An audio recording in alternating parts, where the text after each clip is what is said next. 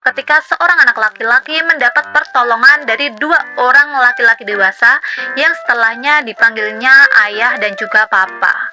Dalam salah satu episode yaitu The Emergency Plan memperlihatkan dua ibu boneka yang berpasangan diperankan oleh lesbian terkenal yaitu Wanda Sykes dan Portia de Rossi.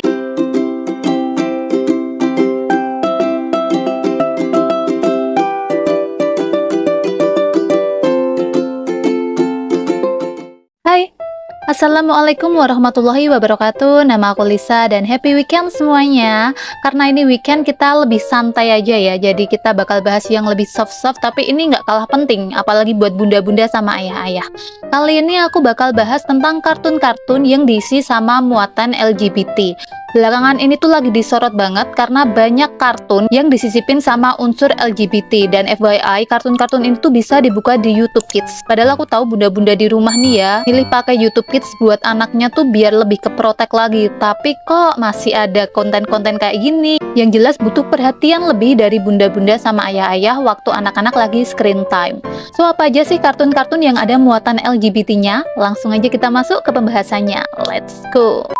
Kartun yang pertama ada The Loud House. Mungkin bunda-bunda sama ayah-ayah ini udah familiar sama The Loud House karena The Loud House ini pertama kali tayang pada bulan Mei 2016 di channel Nickelodeon. Kartun ini menceritakan tentang petualangan Lincoln Loud, seorang anak laki satu-satunya di keluarga dengan 10 saudari. Jadi keluarga ini memiliki 11 anak dan Lincoln ini satu-satunya anak laki-laki. Dalam episode Overnight Success, serial ini pertama kalinya menampilkan pasangan gay, yaitu Harold dan Howard McBride dengan Wayne Brady dan Michael McDonald sebagai pengisi suaranya. Pasangan gay yang berbeda ras ini juga merupakan orang tua dari sahabat Lincoln, yaitu Clyde McBride. Dalam tayangan tersebut, kemunculan pasangan gay ini muncul ketika Clyde diantar oleh kedua orang tuanya ke rumah Lincoln untuk menginap. Yang kedua ada Onward. Film animasi Onward dari Disney ini menjadi film kartun pertama yang menampilkan LGBTQ secara terbuka. Karakter itu dikisahkan sebagai seorang perwira polisi perempuan yang memiliki kekasih sesama jenis. Dalam Onward, karakter queer yang bernama Spectre adalah seorang perwira polisi perempuan yang merasa terganggu oleh anak-anak dari pasangan sesama jenisnya.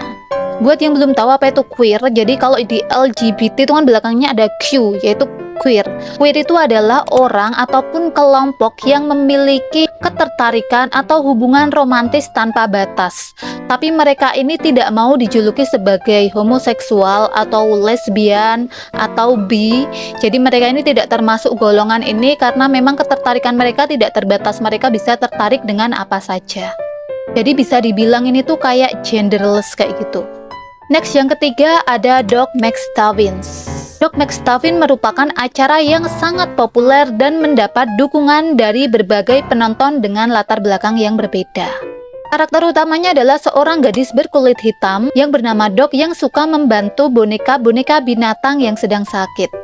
Dalam salah satu episode yaitu The Emergency Plan memperlihatkan dua ibu boneka yang berpasangan diperankan oleh lesbian terkenal yaitu Wanda Sykes dan Portia de Rossi. Dalam episode itu, kedua ibu tersebut tidak siap memiliki naga yang menyebabkan gempa bumi dengan melompat-lompat. Dan karena itulah keluarganya terpisah dan akhirnya dapat bersatu lagi dengan bantuan Doc. Sekarang kita masuk ke yang keempat, ini lebih ekstrim lagi, yaitu Steven Universe. Sejak debutnya pada tahun 2013, Steven Universe ini telah banyak mendapat pujian karena representasi inklusif karakter LGBTQIA+. Secara khusus di luar negeri ya, ini bukan di dalam negeri, acara ini dipuji karena penggambarannya tentang queer dan juga penormalisasian cinta queer. Queer tadi apa? Aku udah bilang ya, queer itu tadi apa? Yaitu orang yang bisa mencintai atau genderless lah. Meskipun sebenarnya pencipta acara ini yaitu Rebecca Sugar belum secara eksplisit mengatakan bahwa ada karakter yang aneh, tapi secara tidak langsung ini tuh terlihat. Kalau kalian nonton misalnya di episode The Answer, di situ dua karakter pertama yaitu Garnet dan juga Pearl ini memiliki sebuah pernikahan yang secara luas episode ini ditafsirkan sebagai pernikahan sesama jenis. Finally kita masuk ke kartun yang terakhir yang juga kartun kelima yaitu Lelobby City Farm. Lelobi City Farm ini tuh adalah channel bernyanyi dan juga lagu yang sama kayak Cocomelon, terus kayak Pinkfong kayak gitu. Tapi di salah satu episodenya ini menjadi kontroversi.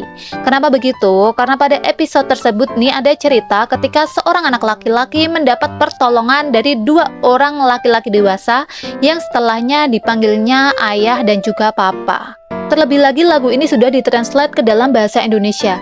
Jadi anak-anak nih bisa tahu secara langsung karena nggak di bahasa Inggris lagi, tapi udah di bahasa Indonesiain.